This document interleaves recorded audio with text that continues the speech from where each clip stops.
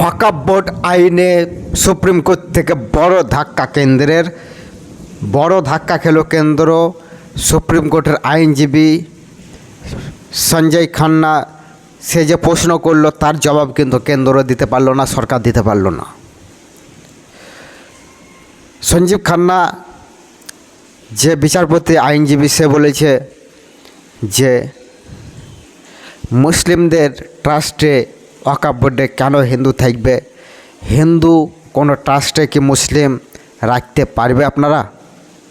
সেই প্রশ্ন তুলল সঞ্জীব খান্না বিচারপতি।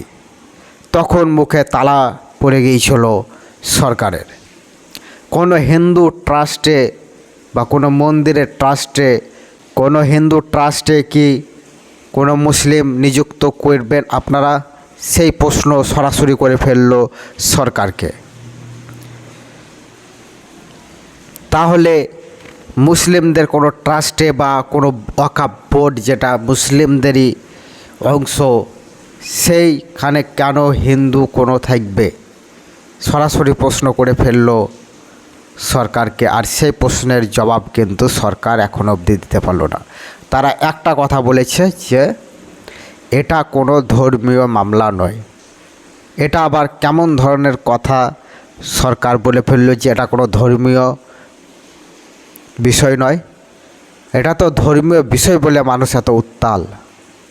ওয়াকফ বোর্ডের যে জায়গা সম্পত্তি সেটা ধর্মীয় কাজে লাগানোর জন্যই ওয়াকফ বোর্ডে জায়গাগুলি দান করেছে মানুষ।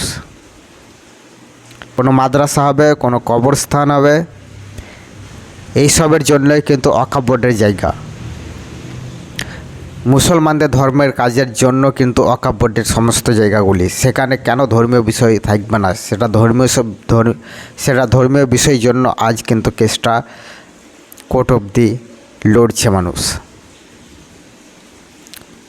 এই প্রশ্নের জবাব কিন্তু সরকার এখন অবধি দিতে পারেনি। আইনে যেগুলি লাগু করেছিল সরকার সেইগুলি কিন্তু এখন স্থগিত করে দিয়েছে সুপ্রিম কোর্ট।